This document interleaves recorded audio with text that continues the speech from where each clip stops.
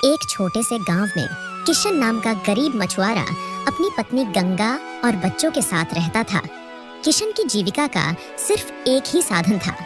वह समुद्र से मछली पकड़ता और उन्हें बाजार में बेचकर अपना गुजारा करता था, पर रोज मछली न मिलने के कारण वह परेशान भी रहता था। एक दिन, गंगा, आज अगर थोड़ी भी मछली मिल जाए तो बच्चों को भरपेट खाना खिला पाऊंगा, पर ये नाव कब तक साथ दे इसका तो भगवान ही मालिक है। किशन, तुम मेहनती हो, ईश्वर तुम्हें खाली हाथ नहीं लौटाएगा। किशन, अब तुम जाओ, मैं तब तक बच्चों के लिए सत्तू बना देती हूँ। इसके बाद किशन जाल लेकर समुद्र की ओर बढ़ता है।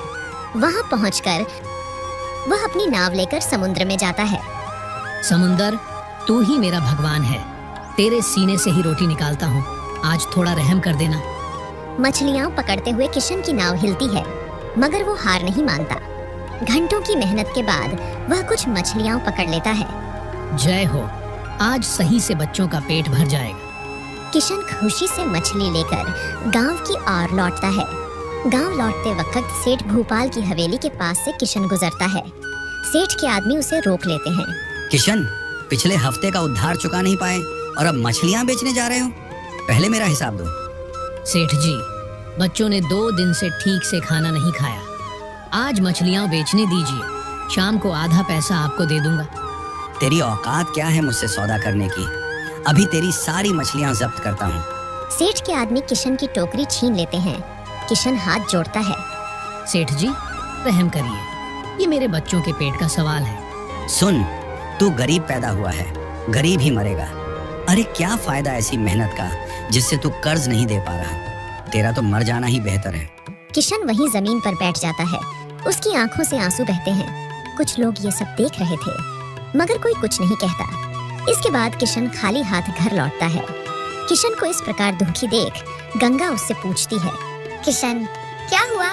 मछलियाँ कहाँ हैं? सेठ ने सब छीन ली गंगा, हमारे भाग्य में शायद भूख ही लिखी है। नहीं किशन, तुम हार मत मानो। भगवान देर करते हैं पर अंधेर नहीं। हम लड़ेंगे सेठ के जुल्म के खिलाफ। रात का समय, झोंपड़ी के अंदर दीपक की मध्यम लौ जल रही थी। गंगा रोटियों की जगह बच्चों को सत्तू का पानी पिला रही थी। बच्चों की आंखों में भूख और थकान थी। माँ, पेट में बहुत दर्द हो रहा है, कुछ खाना है क्या? भैया, माँ रो रही है, कुछ मत मांगो। गंगा अपने आंसू पोंछती है और किशन को देखती है, जो चुपचाप कोने में बैठा था। किशन, क्या हमारी मेहनत से भी बड़ा है उनका जुल्म? क्या ईश्वर अंधा हो गया है? नहीं गंगा, ईश्वर सब देख रहा है, पर शायद वो चाहता है कि हम पहले खुद अपनी चुप्पी तोड़ें। रात गहराती है, बच्चे भूखे ही सो जाते हैं।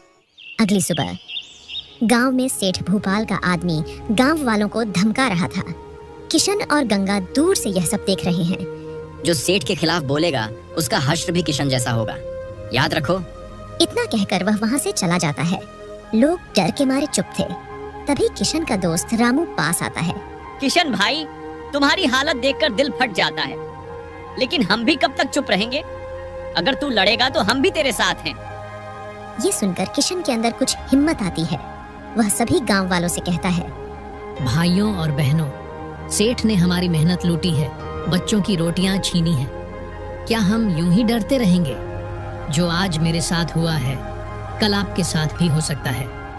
नहीं किशन भाई, अब बहुत हो गया। हमारे पास कुछ नहीं, पर हमारी एकता सबसे बड़ी ताकत है। हाँ, हम अपने बच्चों के लिए जान भी दे देंगे, पर अब और अपमान नहीं सहेंगे। तभी सेठ अपने गुंडों के साथ वहाँ आता है। अरे क्या करोगे तुम सब? मेरे पास पैसा है, ताकत है, गुंडे हैं। तुम लोगों के पास क्या है? हमारे पास भूख है सेठ, और भूखे इंसान से ज्यादा खतरनाक कुछ नहीं होता। तू मुझे धमकी दे रहा है? ये धमकी नहीं है सेठ जी, ये चेतावनी है। अब अगर किसी गरीब की रोटी छीनी तो पूरी हवेली हिला देंगे। सेठ खामोश हो जाता है। उसके आदमी भी एक पल को हड़बड़ा जाते हैं। रात का समय, सेठ गांव वालों की बातों की वजह से बहुत गुस्से में था। वो क्रोधित होकर अपने गुंडों को बुलाता है। सुनो, किशन को सबक सिखाओ, बहुत उड़ रहा है। जाओ और उसकी नाव जला दो। मैं भी देखता हूँ कि ये मछली कैसे पकड़ आता है। इसके बाद सेठ के गुंडे किशन की नाव के पास जाकर नाव में आग लगा देते हैं और वहां से भाग जाते हैं। अगली सुबह किशन मछली पकड़ने जाने लगता है। तभी गंगा उससे कहती है, किशन, आज मैं भी तुम्हारे साथ चलूंगी।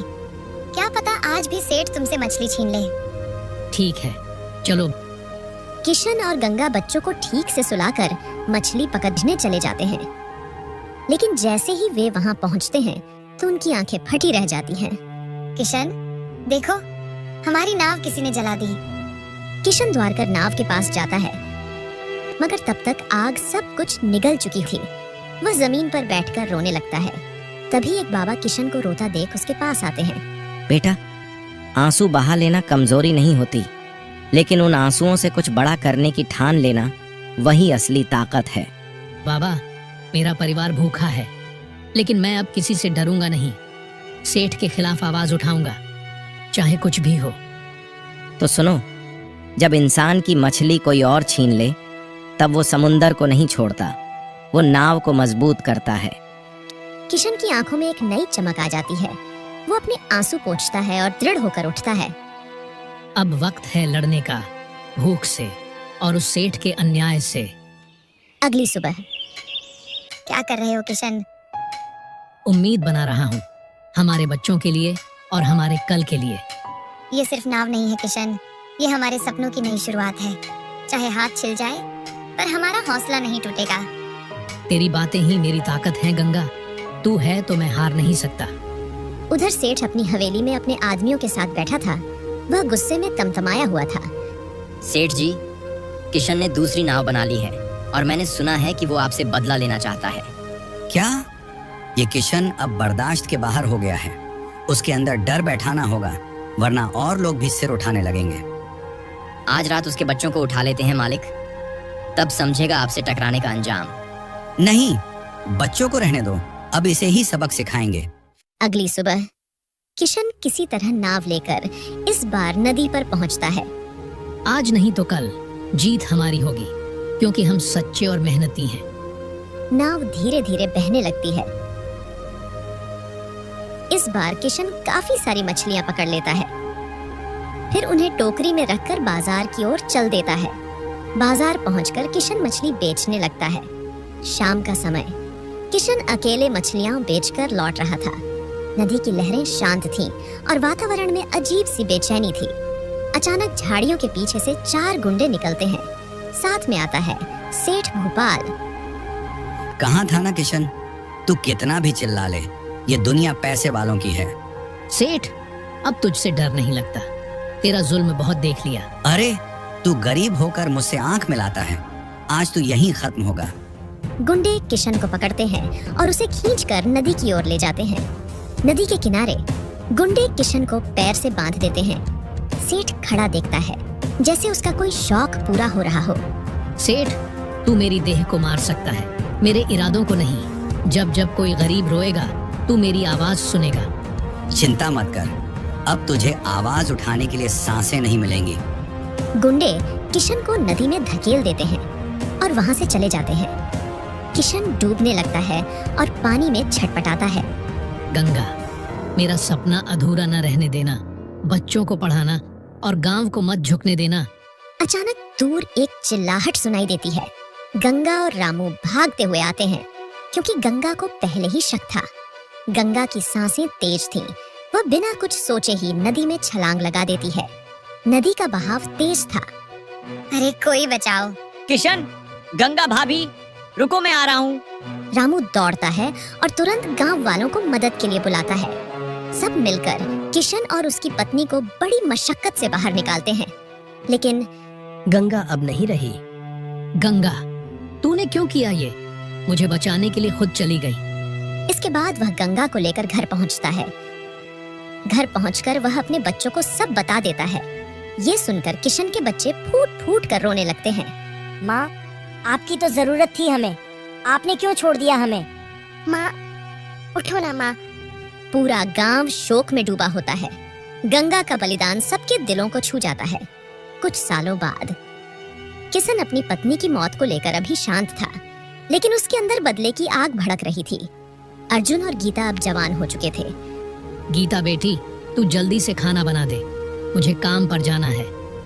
अर्जुन, तू भी पढ़ाई के बाद गाय को जंगल छोड़ आना मत भूलना।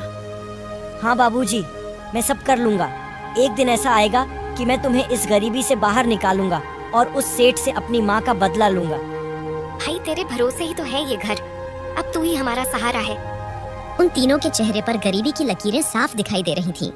गांव का सेठ भोपाल अब और भी घमंडी हो गया था और औरतों से बदतमीजी करना उसकी आदत बन चुकी थी। एक दिन गीता कुछ सामान लेने के लिए जा रही थी, तभी रास्ते में उसे सेठ भोपाल मिलता है। अरे ओ गीता, कहाँ जा रही है ऐसे सजी हुई? जरा हमारे सामने भी चेहरा दिखा दे, कुछ मेहरबानी तो हो हम गरीबों पर। सेठ जी, मेरी मर्यादा मेरा अभिमान है, कृपया ऐसी बातें ना करें। अरे तेरी इतनी हिम्मत, एक गरीब की बेटी होकर मुझसे ऊंची आवाज में बोल रही है? तुझे तो सबक सिखाना पड़ेगा। गीता आंखों में आंसू लिए वहां से भागती है। चारों तरफ के लोग सब देख रहे हैं, पर कोई कुछ नहीं बोलता।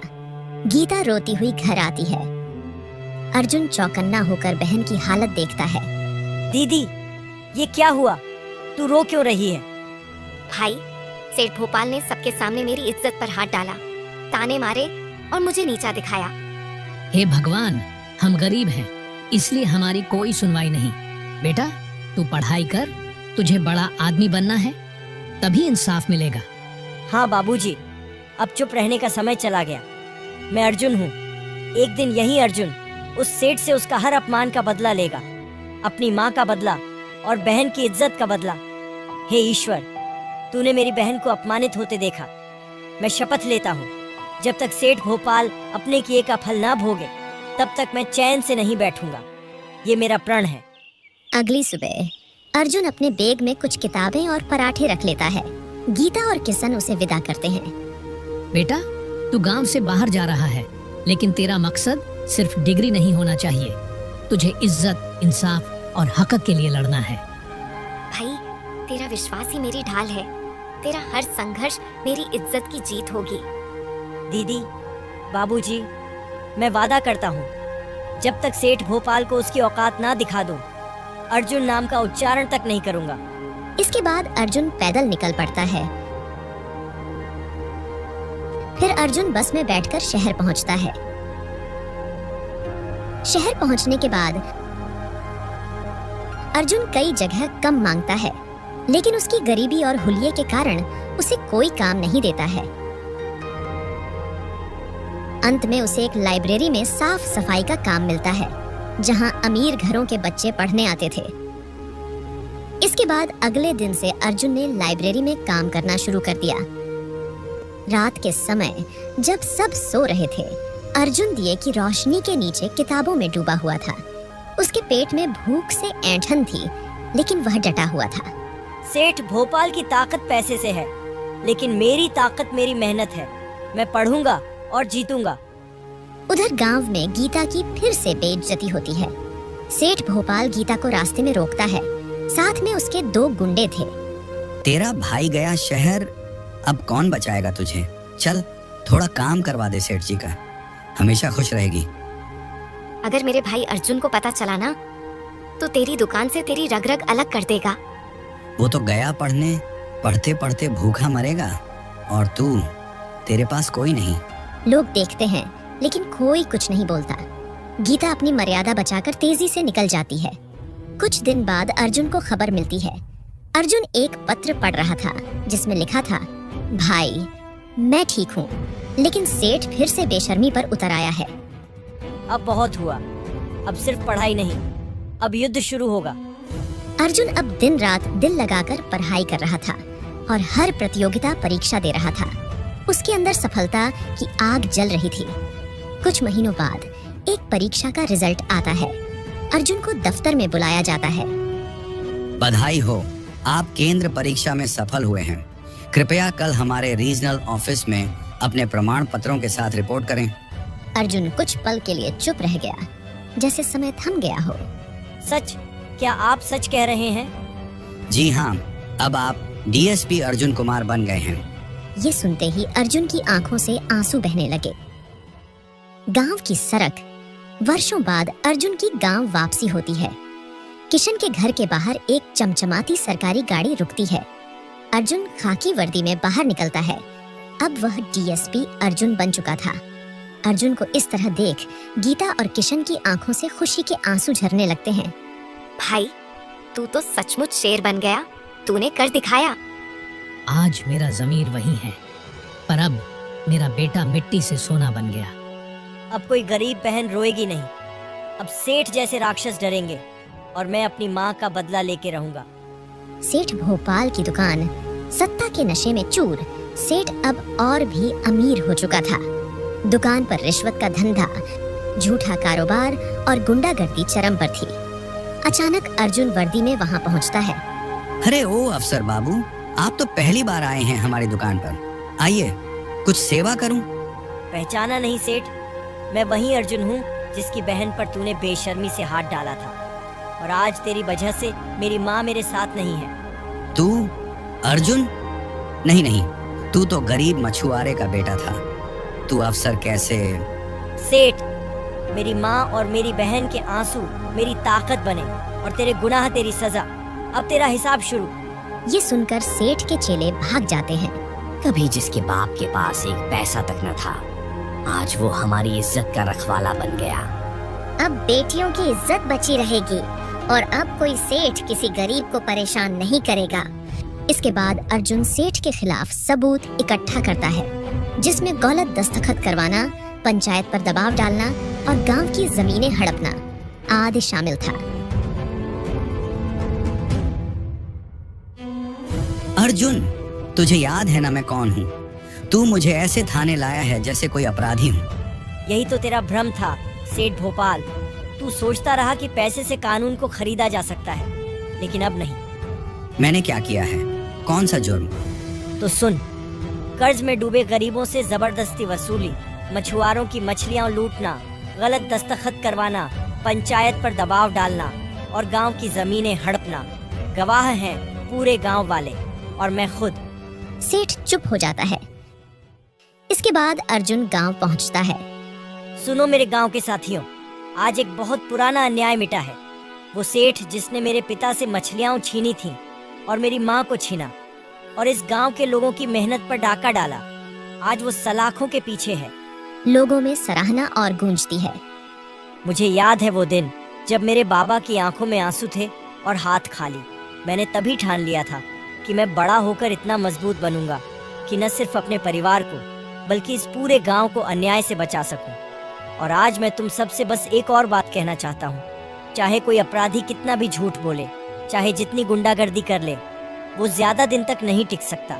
जब लोग एकजुट होते हैं और आवाज उठाते हैं तो अन्याय हारता है। सही कहा अर्जुन बाबू, अब कोई हमें डराएगा नहीं। हाँ, मैं चाहे कहीं भी रहूं, लेकिन अब कोई तुम्हें परेशान नहीं करेगा, ये मेरा वादा है। किशन अर्जुन के पास आता है। अर्जुन का हाथ पकड़कर उसे अपने सीने से लगाता है। गीता और गांव वालों की आंखें गर्व से भर जाती हैं।